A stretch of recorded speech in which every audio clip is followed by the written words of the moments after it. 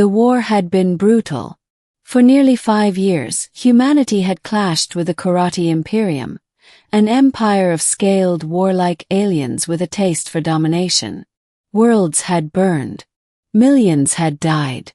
But in the end, Earth and her allies had triumphed. Now, in the smoldering wake of victory, the spoils of war were being divided.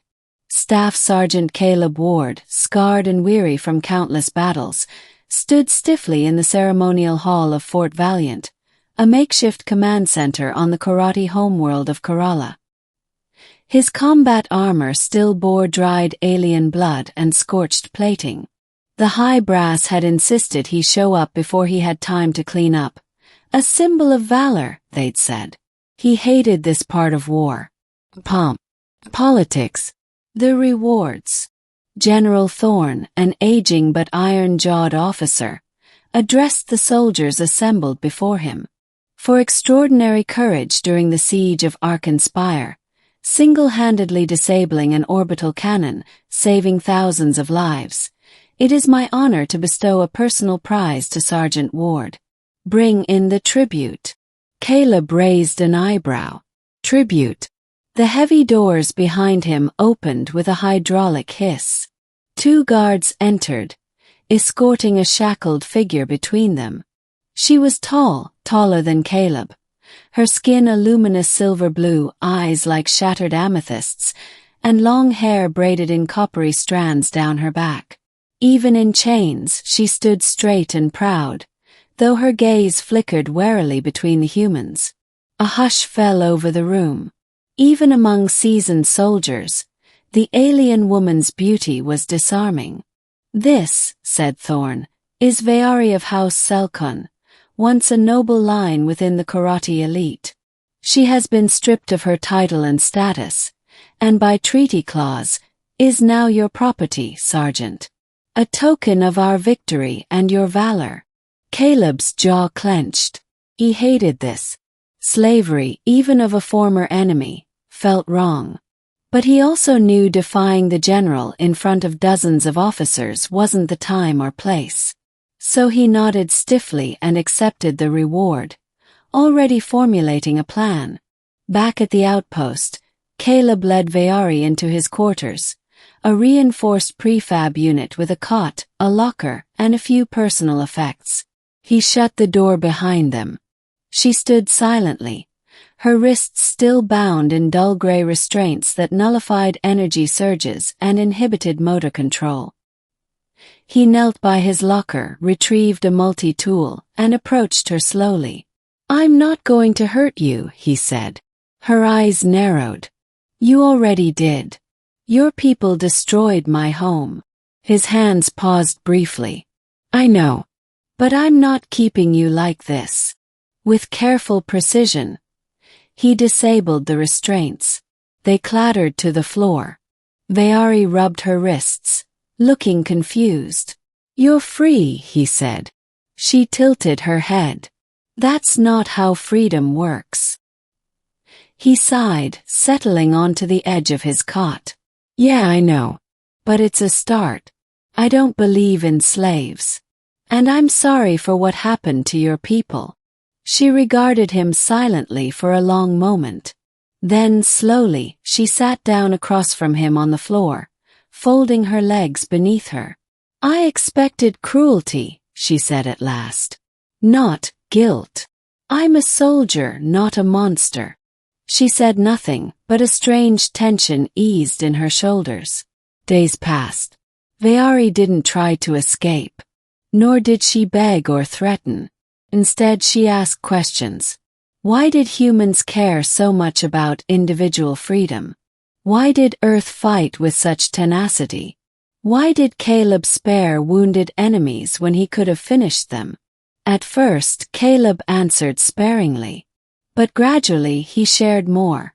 About growing up in Detroit, about losing his sister during the early years of the war, about his doubts.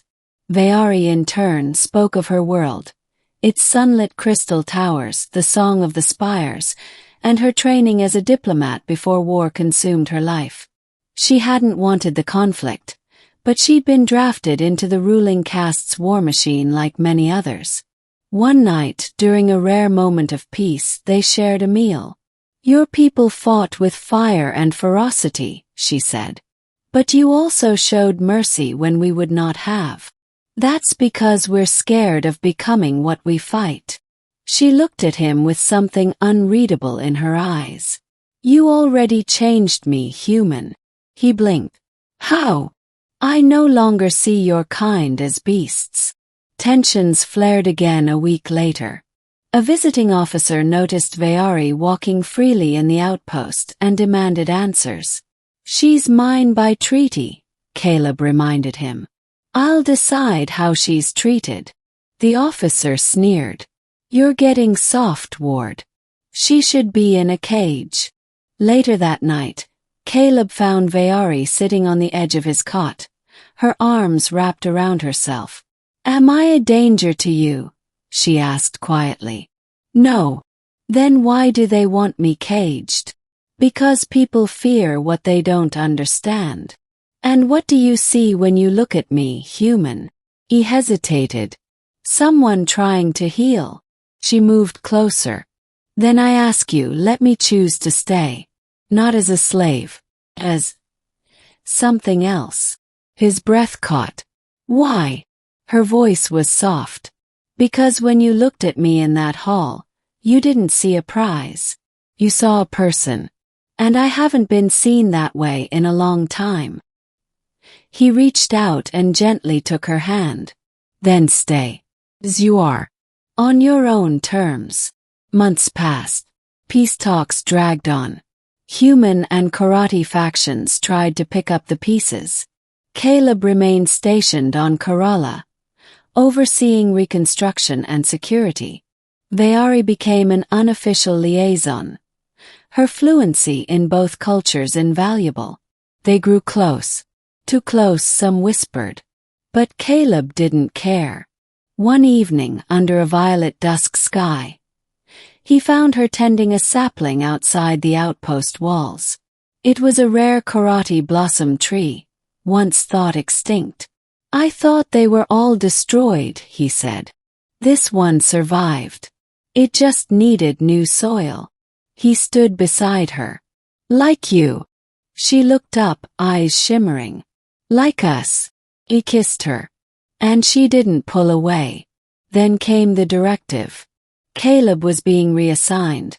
Earth Command wanted him home for ceremonial honors. Veari, technically a war possession, would be reassessed for security clearance. They might separate her, re-enslave her, or worse. "No," he said. He went straight to General Thorne. "I'm filing for official union rights." The older man narrowed his eyes. "You want to marry a karate?"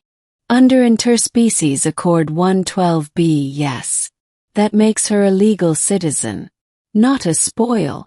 You'll be mocked. Called a traitor." Caleb straightened. "I don't care. I'd rather be mocked with her than honored without her." After a long silence, the general nodded. "Paperwork's a mess. But I've seen worse reasons to bend a rule." 1 year later, the ceremony was held beneath Earth's reconstructed sky dome. Humans and aliens alike watched as Caleb took Veari's hand beneath the white blossoms of a Terran karate hybrid tree, descendants of the one she had planted on Kerala. In his vows, Caleb didn't speak of victory or conquest. He spoke of choice, of rebuilding, of seeing a person, not a prisoner. And when Veari leaned in and whispered, "I chose you," he knew their war was over. Not with the enemy, but with the idea that love could not grow where blood had once been spilled.